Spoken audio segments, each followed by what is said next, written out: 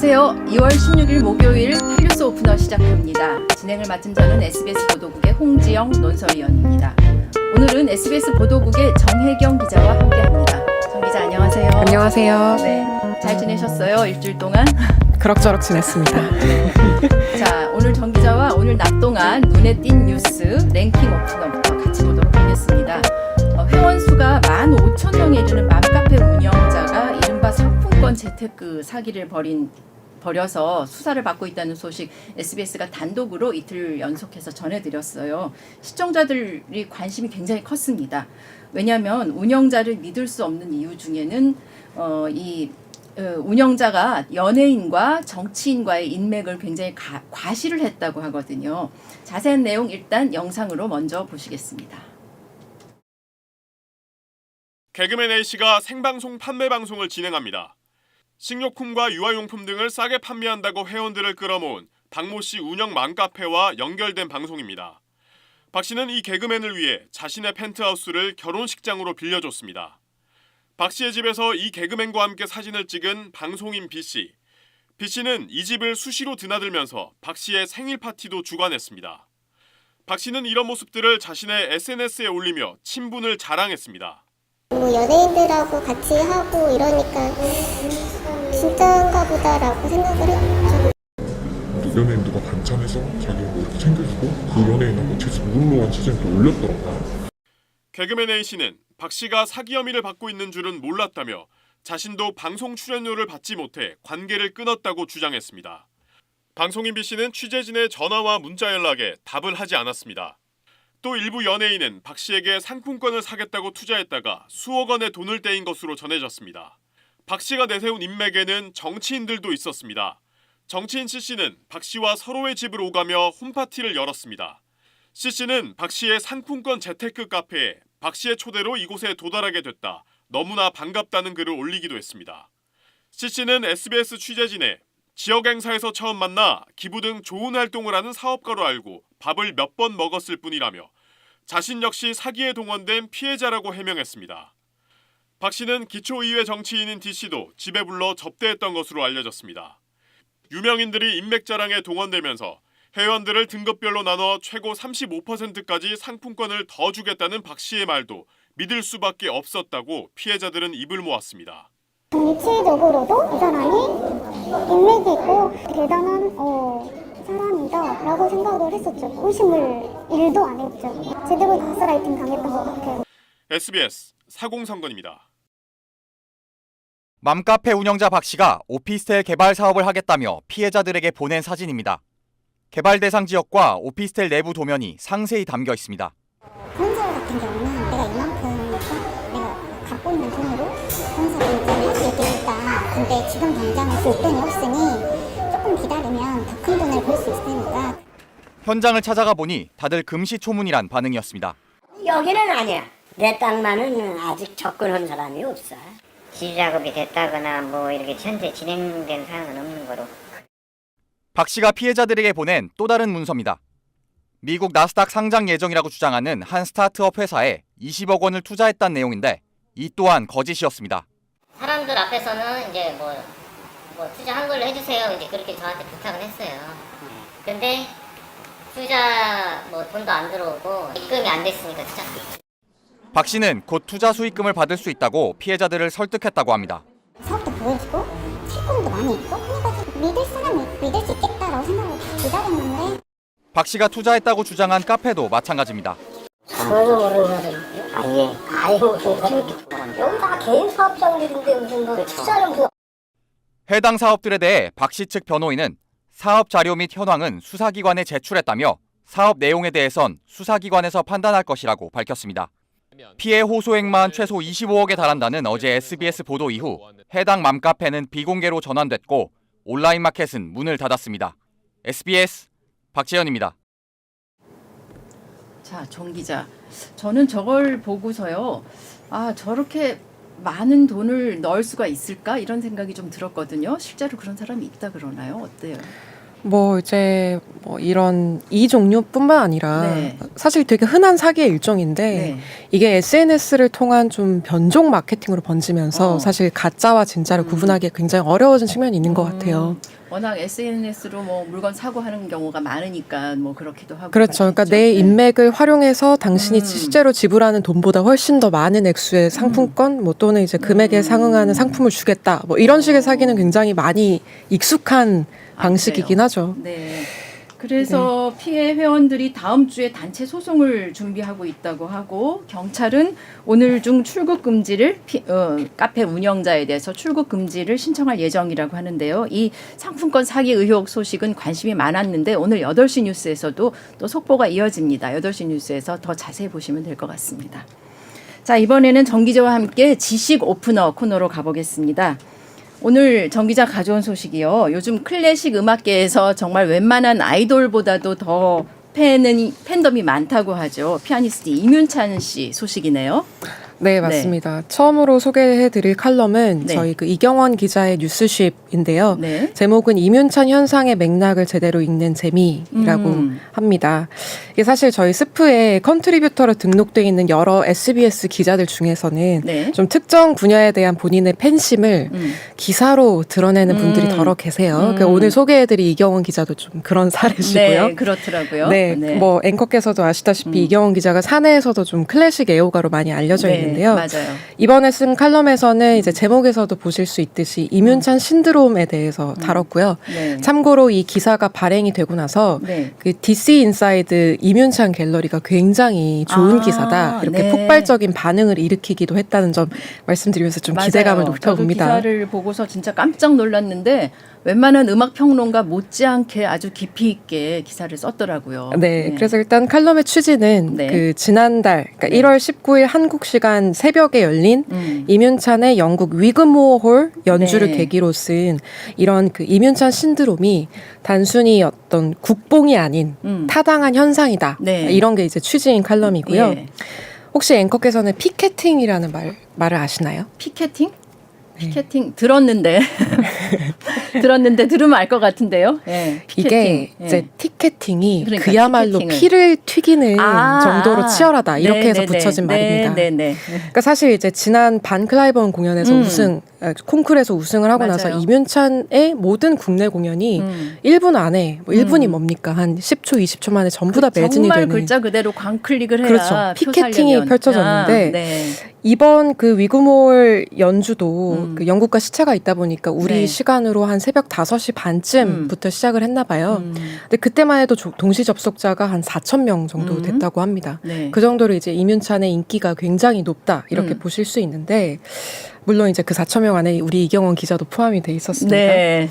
근데 이런 알람을 맞춰놓고 뭐 네, 봤다고 맞습니다. 네, 그런 얘기가 있더라고요. 이 위그몰 공연이 이제 이문찬이란 연주자에게 어떤 의미였냐 이것들이 이제 좀 상세하게 풀어 쓴 기사라고 생각하시면 되는데 네.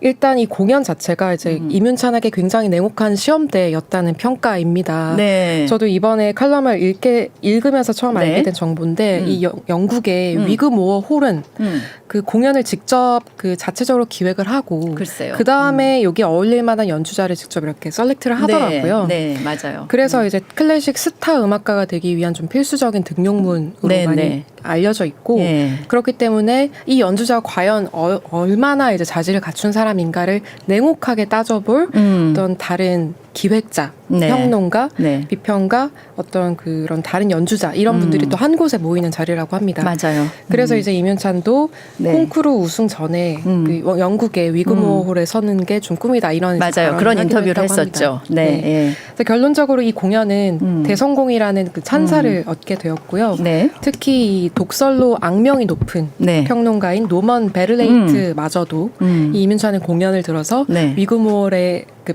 펼쳐진 순수한 마법이다 이렇게 극찬할 맞아요. 수준이었다고 순수한 합니다. 마법이라는 표현이 있었어요. 예. 그 위그모어홀 저도 이 공연 사실 거의 요즘에 매일 주말마다 아침에 틀어놓고 보는 편인데요. 위그모어홀 저도 가보지는 못했고 이번에 처음으로 알게 되긴 했는데 이렇게 화면을 딱 보면 그렇게 크진 않아요. 작아요. 그러니까 우리가 예술의 전당 뭐 이렇게 정말 엄청나게 큰 홀이 아니고 되게 작아요. 그러니까 생각보다는 작은 홀에서 굉장히 집중해서 정말 그 매니아 팬들이 집중해서 듣는 모습을 볼 수가 있거든요. 그리고 이제 요 이경원 기자 칼럼에 그 얘기가 나오던데 지난번 클라이번 콩쿨에서는 굉장한 기교를 보였거든요. 네, 그런데 맞아요. 여기서는 이 바흐곡을 이제 했죠. 연주를 맞아요. 했죠. 그 네. 바흐곡에 대한 설명이 자세히 나와 있어요. 그런데 아주 색다른 방식으로 해석을 했다. 그런 얘기가 있었잖아요. 네. 네. 사실 저도 이 칼럼을 읽기 전까지는 몰랐는데 이 공연에서 이문찬의 그 말씀하셨던 바흐 연주의 종지가 좀 화제가 됐다고 합니다. 네. 근데 종지라고 하면 연주를 마치는 끝내는 마지막, 거? 네, 연주를 마지막 끝내는 터치를 부분. 말씀을 이제 드릴 수 있을 것 같은데 네.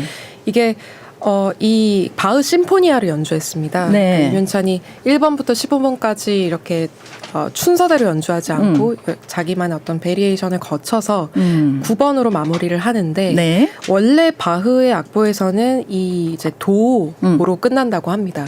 그런데 이번 연주에서 이문찬이 미로 연주를 그러게요. 끝냈다고 네. 해서 이것이 과연 이 천재의 대범함이다. 뭐 이런 이제 약간의 그런 좀 과장된 평가도 있었다라고 지적을 하고 있어요. 네. 물론 이제 이 이문찬이 받아 마땅한 이런 찬사와 별개로 이렇게 이영원 기자 칼럼에서는 그 신화화하는 것도 좀 우려를 해야 된다 이런 네. 이제 의견을 내고 있는데요. 네. 사실 그 조사에 따르면 물론 이제 이 10대 연주자인 이문찬이 이런 시도를 하는 것은 굉장히 대담하고 어떻게 보면 이제 자기 연주 그 역사에서 굉장히 중요한 순간이 될 수는 있지만 네. 처음으로 이렇게 시도한 건 아니라고 합니다. 네. 그렇게 앞서서 연주한 선배 연주자들이 있었고 네. 네. 그러니까 이것들을 좀 훌륭하게 차용한 측면이 있다는 건데요. 그래서 이 열풍이 국뽕이 아니라 타당한 어떤 합당한 어떤 반응이라고 볼 수 있지만 앞으로의 시험대가 좀 많아질 연주자 이문찬에게 그러니까 그 성장 과정을 조금 더 좀 여유롭게 지켜보자 네. 이런 취지에서 쓴 칼럼이라고 할 수 있겠습니다. 네. 한번 읽어보시면 참 재밌을 것 같아요. 저 칼럼을 보니까 이경원 기자가 악보까지 첨부하고 뭐 링크도 많이 걸어놓고 네, 해서 맞아요. 팬들은 굉장히 볼만하다. 전 그런 생각을 했습니다. 네, 스프에 네. 들어오시면 이제 뉴스십 기사에서 네. 제가 언급해드린 그런 연주에 해당하는 부분들을 링크로 다 클릭을 하실 수 있으니까요. 네. 네, 들어와서 보시면 좋을 것 같습니다. 네. 우리 저 댓글을 보니까 애그님이요. 윤찬이 초대해 주세요. 막 이렇게 남겨주셨어요. 저희도 부르고 싶죠. 전해주세요. 위그모홀 공연이라도 지금 오늘 이 정 기자가 가지고 나와서 그거 앞부분이라도 요 좀 틀면 안 될까 했더니 뭐 저작권 문제도 있고 그거는 안 되는 모양이에요. 아쉬웠습니다. 자, 다음 소식 넘어가 볼까요? 좀 재미있는 소식을 갖고 오셨어요. 미국에서 남녀 속옷에 붙는 세금이 다르다. 뭐 이런 기사가 있었어요. 네, 저희 그 스브스 프리미엄에는 네. 이런 텍스트 기사뿐만 아니라 팟캐스트도 이렇게 팟캐스트 기사네요. 좀 경험을 해보실 수 있게 여러 가지로 제공을 드리고 있는데요. 네. 그 장선희 기자가 매일 진행하는 뉴써니라는 팟캐스트에서 이제 뉴써니. 발표된 뉴스입니다. 네. 그 여성 속옷에 붙는 세금이 미국에서 이제 남성보다 더 비싼 것으로 최근에 어떤 한 연구소가 왜 그랬을까요? 보고서를 냈는데요. 미국의 그 진보 정책 연구소라는 곳입니다. 조사를 해봤더니 금액으로 환산하면 여성 속옷 한 벌에 1.1달러라면 이제 관세가 남성 속옷은 0.76달러 정도만 붙는다는 건데요. 네. 그러니까 달리 말하면 이런 속옷의 구매자들 그러니까 이제 여성들이 남성보다 한 35% 정도 더 많은 세금을 내고 있다. 네. 뭐 이런 이제 뜻이라고 볼 수 있겠습니다. 네. 그런데 이걸 핑크 텍스라고 그런다고요?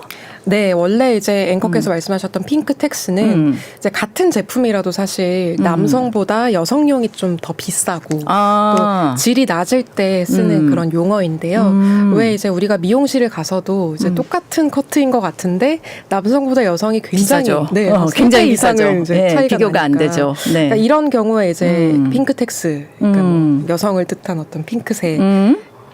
여성이라는 좀 디스어드밴티지가 작용한다는 차원에서 그렇게 네. 보고 있는데요. 이 경우에는 이 디스어드밴티지. 핑크 텍스가 실제 텍스인 셈입니다. 사실 그 호주나 뉴질랜드 또 캐나다는 이런 관세 각각의 퍼센테이지는 달라도 이제 성차에 따라서 이렇게 관세가 차등되지는 않거든요. 근데 왜 그런 거예요? 근데 그래서 이제 보고서에 따르면은 이 미국만 유독 이런 성차에 따른 관세가 다르게 매겨진 이유로 이 미국 의료업계 로비가 작용한 것 아니냐 뭐 이런 이제 분석도 내놓고 있는데요. 그러니까 말하자면 이제 다른 국가들과의 경쟁에서 유리하기 위해서 사실 여성 속옷이 좀 품이 많이 들잖아요. 아, 그렇죠. 레이스라던가 그렇죠. 뭐 여러 가지 장식이나 소품들이 많이 드는데 이제 그걸 만들기 위해서 좀 많은 인건비가 이렇게 쓰인다는 겁니다. 그래서 여기서의 좀 경쟁력을 확보하기 위해서 일부러 여성 속옷에만 좀 비싼 관세를 매기는 것 같다 이런 이제 분석을 내놓기도 했습니다. 네. 그리고- 분석이 재밌네요. 네, 뿐만 아니라 이해도 이번 되고. 보고서에서는 이제 뭐 실크 같은 그러니까 좋은 원단에 매겨지는 관세보다 네. 뭐 일반적으로 중산층이 많이 찾는 면에 더 높은 세금이 매겨진 사실도 좀 발견을 해서요. 이걸 계기로 이제 지난 보호무역이 대세가 되던 시절에 만들어진 그 어떻게 보면 낡은 네. 미국 관세 제도에 대해서 좀 그런 허울과 편견이 드러났다 이런 지적도 같이 나오고 있다고 합니다. 네. 오늘 저 스프 화면을 좀 보여드렸어야 되는데 우리가 준비가 안 됐었나 봐요. 그죠? 네. 자, 정혜경 기자 그럼 오늘 소식은 여기까지인가요? 네. 다음 주에 뵙겠습니다. 수고하셨습니다. 감사합니다. 네. 자, 이어서 8시 뉴스 큐시트부터 먼저 살펴보겠습니다. 오늘 낮 동안 다 뉴스 보셨을 텐데요. 톱뉴스는 더불어민주당 이재명 대표에 대해서 검찰이 구속영장을 청구했다는 소식 준비되어 있습니다. 제1야당 대표에 대한 구속영장 청구는 헌정사상 처음이죠. 이 소식은 잠시 후에 이슈 오프너에서도 자세히 다룰 예정입니다. 그리고 단독 뉴스가 오늘도 이어지는데요. 국내에 체류하고 있는 외국인들이 유엔의 테러 단체로 지정된 국제 자살폭탄 테러단의 암호화폐로 자금을 지원한 혐의가 적발됐습니다. 이들은 알카에다와 관련된 활동을 했다고 하네요. 암호화폐로 테러 자금을 지원하다 적발된 건 우리나라에서 처음이라고 합니다. 이 소식은 저 박하정 기자가 단독 취재했습니다. 그리고 다음 소식은 국회 정개특위 소식입니다. 내년에 총선의 선거법 개편안을 준비 중인데 2개로 압축된 모양이에요. 윤석열 대통령이 띄운 중대선거구 제안이 이번에 포함될지가 관심인데 저희 SBS가 지역구 국회의원 252명 전원을 대상으로 설문조사한 결과도 같이 준비가 돼 있습니다. 그 다음 소식은 또 여전히 핫한 뉴스죠. SM 경영권을 둘러싼 전쟁, 점입 가경으로 치닫고 있습니다. 오늘은 이수만 전 총괄 프로듀서가 지분을 하입으로 넘기면서 입지가 좁아졌던 이성수 현 대표가 이 전 총괄의 역외 탈세 의혹 등을 폭로하고 나섰습니다. 이수만 씨가 그룹 에스파 신곡에서 곡과 어울리지도 않는 나무 심기란 가사를 강요했는데 그 이유가 이를 통해서 각국 부동산 개발에 참여하려고 했다 이렇게 주장하고 있습니다. 자, 이 정도로 큐시트 살펴보고요. 오늘의 이슈 오프너 본격 토크 들어가 보겠습니다. 오늘의 이슈 오프너는 좀 전에 말씀드렸지만 8시 뉴스 톱으로 준비하고 있는 소식인데요. 이재명 더불어민주당 대표 구속영장 청구와 관련된 이야기들 자세히 살펴보려고 합니다. 김광삼 변호사 나오셨습니다. 안녕하세요. 네, 안녕하세요. 바쁘시죠 오늘? 예. 자, 한번 들어가 보죠. 네. 좀 아까 오늘 오전 몇 시쯤이었죠? 11시쯤인가요? 속보를 제가 본 것 같아요. 구속영장 청구가 됐다는 게. 예. 검찰이 제1야당 대표에 대해서 구속영장 청구한 게 헌정사상 처음이라고 하더라고요. 네네. 예, 검찰이 영장 청구서에 대략 5가지 혐의를 적용한 것으로 알고 있어요. 5가지 정도로 나누면 될까요? 간단히 좀 정리를 해 주시죠. 일단 뭐 크게는 뭐 2가지라고 볼 수 있죠. 크게는 2가지요. 예, 대장동과 유료에 관련된 부분 그리고 대장동과 위례. 성남 FC 후원금과 성남 관련된 FC. 부분 나눌 네. 수가 있는데 네. 이제 범죄 혐의는 뭐 크게는 2가지지만 네. 이게 부분 세부적으로 살펴보면 일단 이제 대장동과 관련해서는 뭐 여러분도 다 아실 거예요. 뭐 유동규 남욱, 또 네. 김만배 이런 대장동 일당과 공모해가지고 그렇죠. 민간업자에게 특혜를 몰아주고 성남 도계공회에 4,895억 정도 손해를 입혔다는 네. 배임죄에 관련된 부분이고요. 네. 또 하나는 또 대장동과 관련된 부분인데 대장동과 관련해서 이재명 대표가 시장으로 있으면서 네. 이제 공모이지 않습니까? 네. 그래서 취득한 직무상 비밀을 대장동 민간업자 시행사에게 이걸 알려줘서 결국 그들로 하여금 7,886억 정도의 이득을 보게 했다는 거예요. 네, 7,886억. 이건 이제 이해충돌 관계 이해충돌 관련된 방지법. 법이에요. 네. 그러면 이제 유료 신도시와 관련해서도 역시 본인이 시장으로서 취득한 비밀을 직무상 비밀을 또 민간업자에게 알려줘서 시행사와 시공자한테 알려줘서 211억 정도의 그들로 하여금 이제 이득을 취하게 했다는 네. 거고요. 그다음에 이제 성남 FC와 관련된 건데 성남 FC는 이제 네이버랄지 네. 두산이랄지 이런 네. 데로부터 부정한 청탁을 받고 용도 변경을 해준다랄지 이제 인허가를 해줘가지고 네. 그로 인해서 한 133억 정도의 뇌물을 네. 성남 FC에 주게 했다 이런 내용이고 네. 또 이제는 이제 언론에 나오지 않았던 내용인데요. 네. 이제 그 성남 FC와 관련된 것 중에서 이제 네이버가 있어요. 네, 네이버가 네. 이제 제2사옥을 지면서 네. 돈을 준 건데 이 돈 자체를 직접 안 주고 네. 중간에 이제 기부 단체를 통해서 한번 네. 걸러서 줬거든요. 예. 그래서 이거 자체를 이제 검찰은 범죄 수익 은닉 규제법 위반이다. 네. 즉 범죄 수익 자체를 이제 허위로 가정해서 네. 그 발생 원인을 이제 숨기려고 했다. 예. 그래서 범죄 수익 은닉 규제법 위반이 이전까지 우리가 언론 통해서 듣지 못했던 네. 내용이 이제 추가됐다 이렇게 볼 수 있습니다. 예. 간단히 정리해 달라고 했는데 복잡해서 복잡하게 어쨌든 뭐 내용이 너무 복잡해가지고요. 네. 간단하게 정리할 수가 없는 네네. 거죠. 예.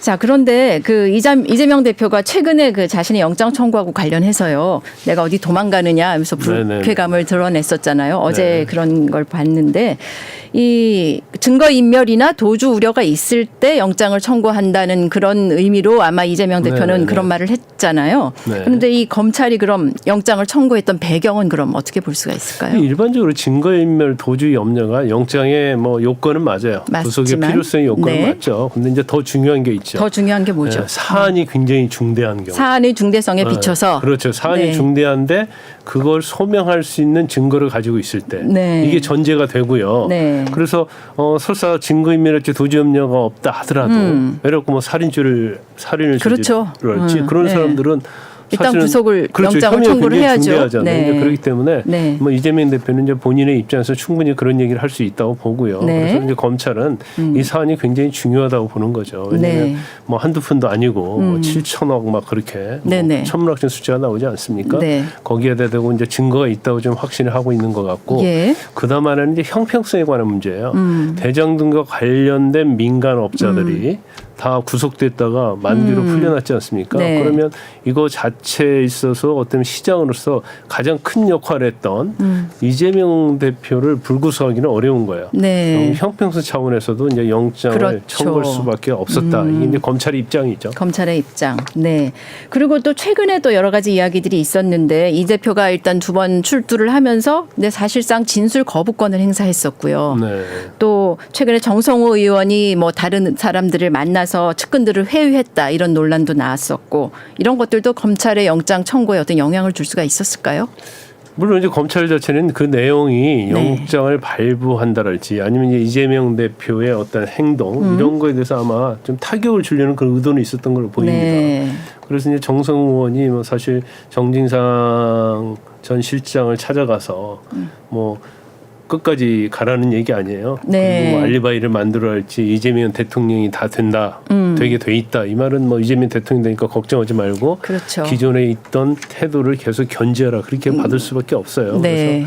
그래서 굉장히 오해의 소지가 있지만 예. 이거 자체가 사실은 뭐 영장 발부에 또 영장 청구에 뭐 직접적 영향을 미친다 그렇죠. 그렇게는 볼 수는 없지만 네네. 여러 가지 약간 뉘앙스적인 측면에서 보면 뭐 유리하게 이재명 대표에 유리하게 작용하는 건 아니겠죠. 네. 자, 그리고 영장 청구 내용에서 보면요. 눈에 띄는 부분이 그 배임 혐의 액수가 굉장히 커졌다 이런 얘기가 그렇죠. 있었어요. 4천억 원으로 껑충 뛰었다는데 네. 처음에는 배임 액수 최소 651억 원이었었다면서요. 유동규 전 적용되죠. 본부장에게 네네. 적용됐던 651억 원이었는데 4천 원으로 뛴 거를 생각해 보면 한 7배.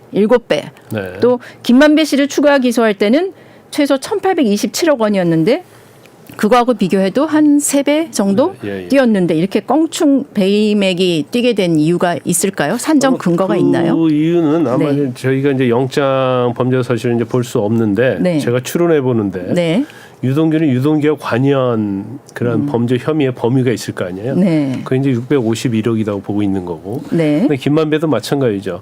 김만배도 본인이 관여하고 공모하고 한 범죄의 범위가 네. 그 정도 되는 거예요. 근데 예. 이재명 대표는 성남시장이었잖아요. 예. 그 유래가 됐건 대장동이 됐건 전부 다 관여를 한 거죠. 네. 그렇게 하다 보면 관련돼서 성남 도시개발공사에 손해를 끼친 모든 네. 금액에 대해서 예. 이재명 대표가 이제 책임을 져야 한다 이렇게 보기 때문에 금액이 뭐 유동규나 김만배에 비해서 네. 엄청나게 더 늘어났다 이렇게 볼 수 있을 것 같습니다. 아, 네.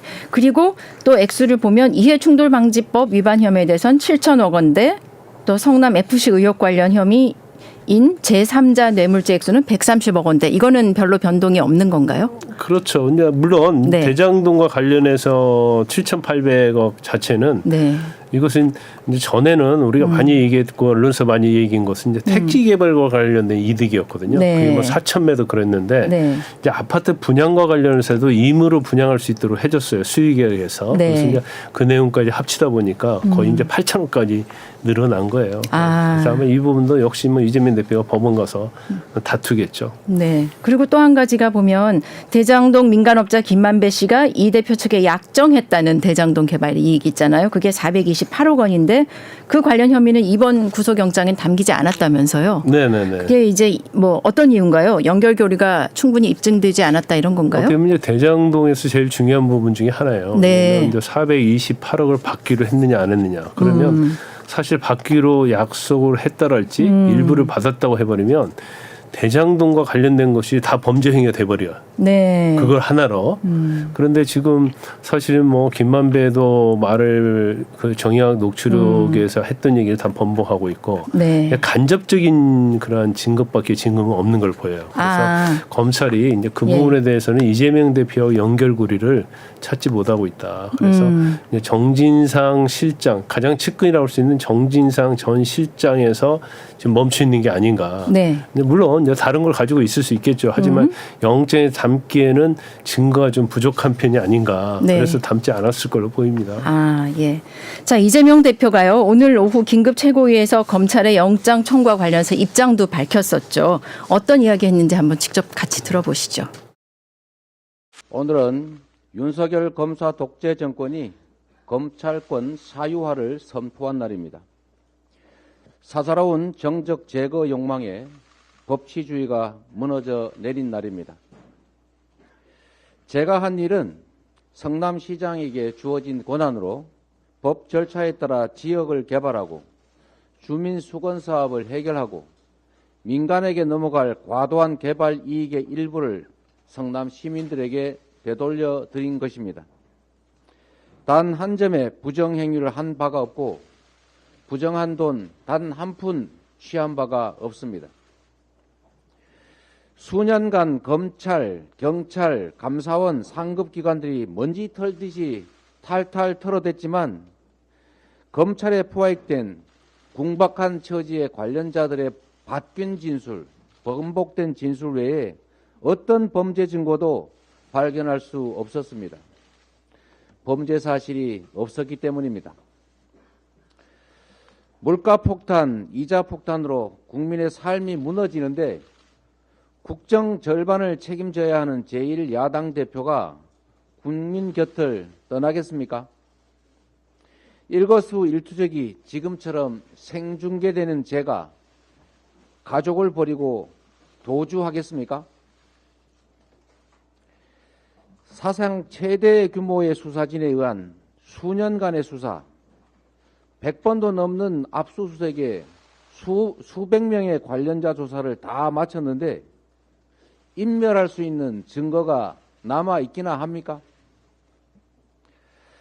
가족들과 거주하는 주거가 분명합니다. 수치스럽기는 했지만 오라면 오라는 대로 검찰의 소환 요구에 응해서 조사에도 성실하게 임했습니다. 조금의 법 상식만 있어도 구속 요건이 전무하다는 것을 쉽게 알 수 있습니다. 이번 구속영장 청구는 희대의 사건으로 역사에 기록될 것입니다.